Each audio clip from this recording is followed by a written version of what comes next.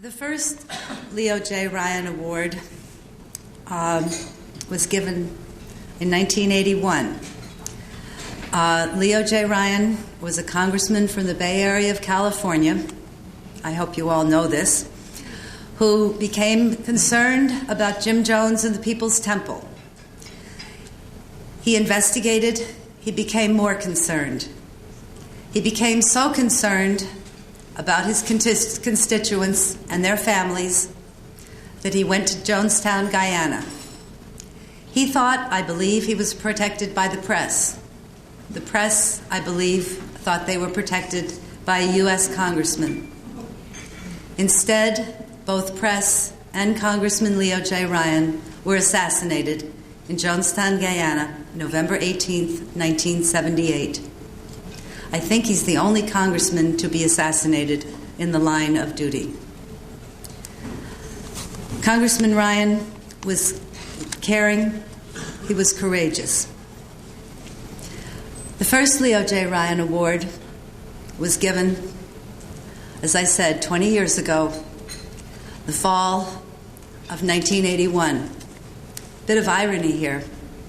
I was the first presenter.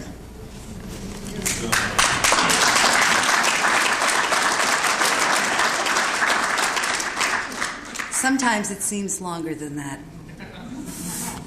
That first award went to an assemblyman from New York State, Howard Lasher.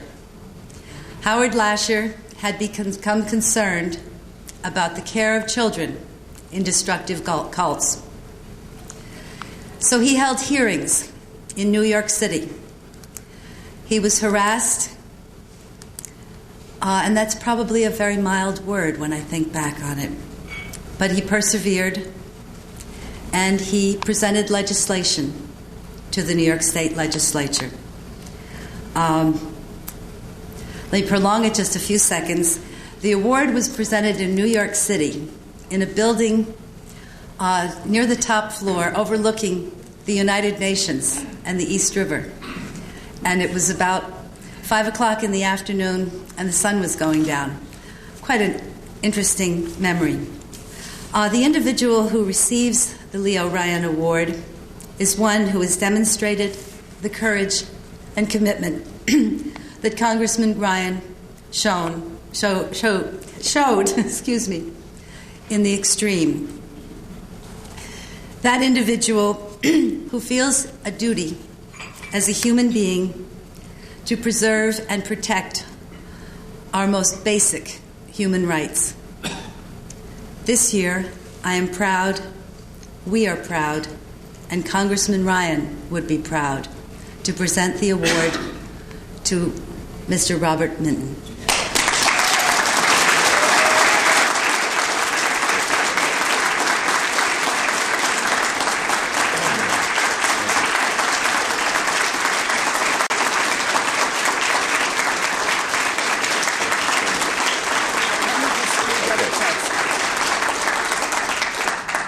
It says, in recognition of his extraordinary courage, tenacity, and perseverance in the battle against tyranny over the mind of man.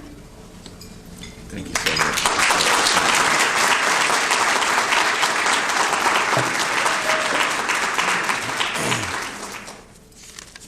You know, I was convinced that the reason I wasn't allowed to give a speech at this year's conference was that they were just trying to keep me off the podium. But, I'm here, and I've got a few pages of things to talk about it.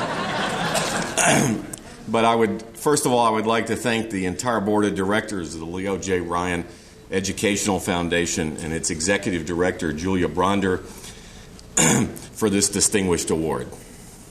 I am particularly honored to receive the Leo J. Ryan Award from the hands of Priscilla Coates.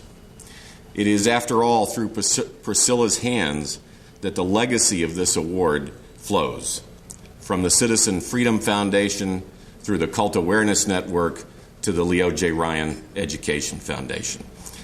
Thank you, Priscilla, for all you have done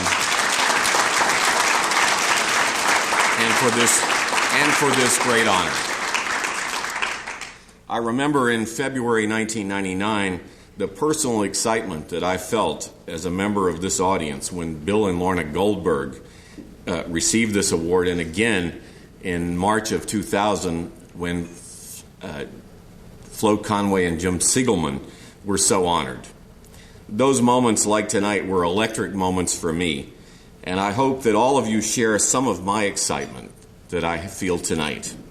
That truly makes this an award for all of us. Since the events of September the 11th, we have seen that our freedoms are under much greater attack than our complacency allowed us to believe. These terrorist acts have brought us face to face with the fundamental reality that the heritage of all of our freedoms is derived directly from God. Complacency with our freedoms, however, is not new to us as a nation, nor is the courage to right the wrongs done to our fellow men a new concept. In 1860, Abraham Lincoln asked how a nation could live half free and half slave. In John F. Kennedy's inaugural address in 1960, he asked how half the world could live free and half the world could live in slavery to a totalitarian ideology. Today, our nation has taken up the cross yet again to defend freedom, this time against the global threat of terrorism. The embodiment of global terrorism has been focused on the Al-Qaeda network. Since the crumbling towers of the World Trade Center flashed before our eyes on the morning of September the 11th. Yet in our midst there are other terrorists, inextricably linked to Al-Qaeda, because they too destroy towers filled with people. The only difference is that the terrorist organizations I am referring to destroy towers one human being at a time, and in far greater numbers than Al-Qaeda. Osama bin Laden does not lead these organizations. They are led by like-minded terrorists with names like L. Ron Hubbard, David Miscavige, Sun Myung Moon, Kip McKean, or David Berg. Yeah.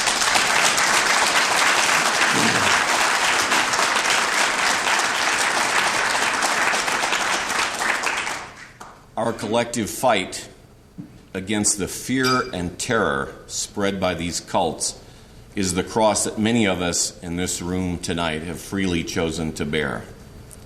These cults adamantly refuse to accept the basic principles underlying the Constitution.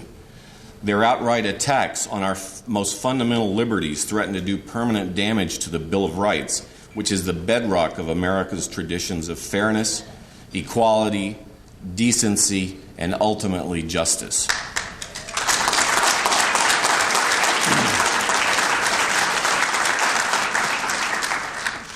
We are all in danger as a result of the successes these terrorist cults have had in cloaking themselves in the mantle of religious freedom as a means of distracting government attention away from their criminal behavior, their human and civil rights violations, their manipulation of the legal process, and their outright disregard for humanity.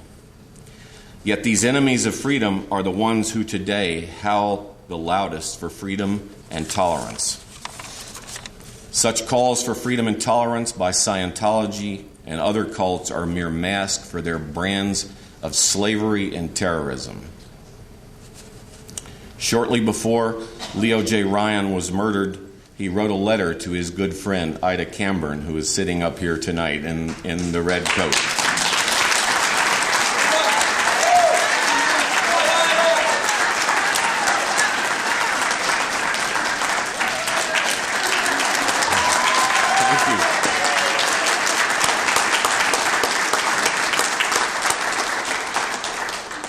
In that letter, he expressed his hope that a way could be found to combat these jackals that prey on human beings.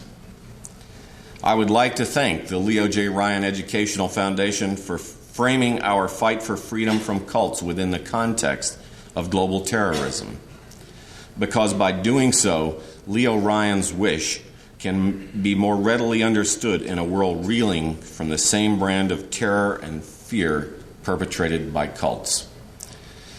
Lastly, I would like to thank my two children, Catherine and Sarah Minton, for their love and affection and support and encouragement, and all of our children, because it is for our children that we wish to make this country and this world free from the terror of cults. Thank you very much for this award. Thank you.